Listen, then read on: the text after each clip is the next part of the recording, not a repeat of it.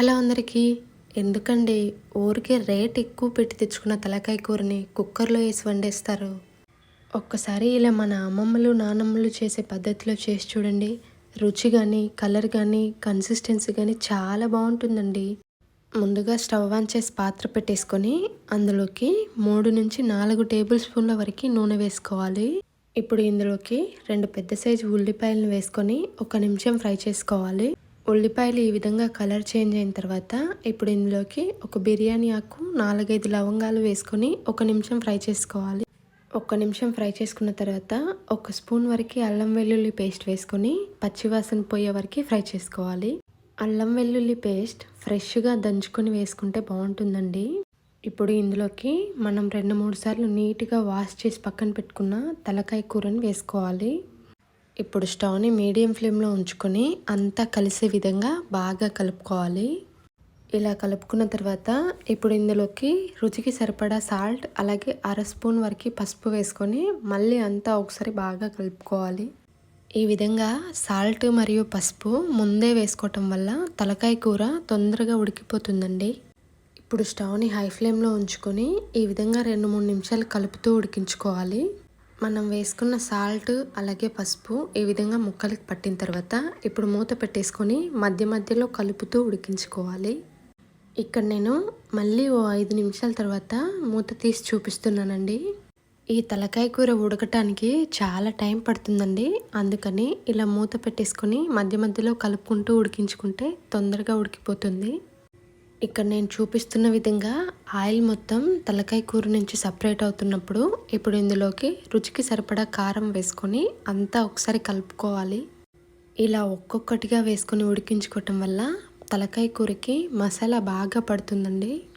కారం మొత్తం కలిసే విధంగా ఈ విధంగా కలుపుకుంటూ 4-5 నిమిషాలు ఉడికించుకోవాలి. ఇలా ఒకసారి ట్రై చేయండి. రుచి కానీ కలర్ కానీ చాలా బాగుంటుందండి. మీరు మళ్ళీ ఎప్పుడైనా తలకాయ కూర చేయాలి అనుకుంటే సేమ్ ఇదే ప్రాసెస్లో చేస్తారు. అంత రుచిగా ఉంటుందండి.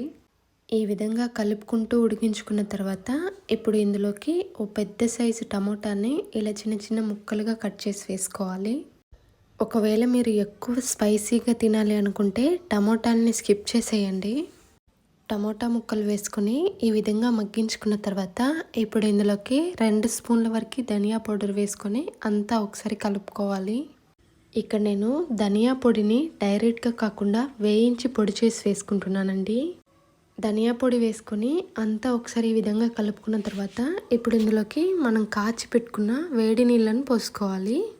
నేను మీకు మళ్ళీ చెప్తున్నాను, వేడి నీళ్ళు తీసుకొని ముక్కలు మునిగే వరకు మాత్రమే పోసుకోవాలి. ఖచ్చితంగా తలకాయ కూరలో చల్లనీళ్ళు కాకుండా ఇలా కాచి వేడి నీళ్ళని పోసుకోవాలి. అప్పుడే మనకు ఆ వేడిని బ్యాలెన్స్ చేసి తలకాయ కూర చక్కగా ఉడికిపోతుందండి. ఇప్పుడు మూత పెట్టేసుకొని స్టవ్ని మీడియం టు హై ఫ్లేమ్లో ఉంచుకోవాలి. ఇప్పుడు ఒక మిక్సీ జార్ తీసుకొని అందులోకి 3 నుంచి 4 స్పూన్ల వరకు కొబ్బరి తురుముని వేసుకోవాలి. ఇప్పుడు ఈ కొబ్బరి తురుముని ఇంకొంచెం మెత్తగా మిక్సీ పట్టుకోవాలి. ఇక్కడ నేను మరో 20 నిమిషాల తర్వాత మూత తీసి చూపిస్తున్నానండి. నాకు ఈ తలకాయ కూర చేయడానికి మినిమం 45 నిమిషాలు టైం పట్టింది. 20 నిమిషాల తర్వాత మూత తీసి అంతా ఒకసారి ఈ విధంగా కలుపుకొని ఇప్పుడు మనం మిక్సీ పట్టి పెట్టుకున్న కొబ్బరి పొడిని ఇందులో వేసుకొని కలుపుకోవాలి. కొబ్బరి పొడి వేసుకొని మరో 3 నుంచి 4 నిమిషాలు ఉడికించుకొని స్టవ్ ఆఫ్ చేసుకుంటే సరిపోతుంది. చూస్తున్నారా ఎంత చక్కగా రెడీ అయిపోయిందో. ఇక్కడ నేను చివర్లో బ్రెయిన్ వేసి ఉడికిస్తున్నానండి. మనం ముందుగానే బ్రెయిన్ వేసుకుంటే అంత చెదిరిపోతుంది. వీడియోలో చూపిస్తున్న విధంగా చివర్లో కొత్తిమీర వేసుకొని అంతా ఒకసారి కలుపుకొని బ్రెయిన్ వేసుకొని 2 నిమిషాలు ఉడికించుకుంటే సరిపోతుంది.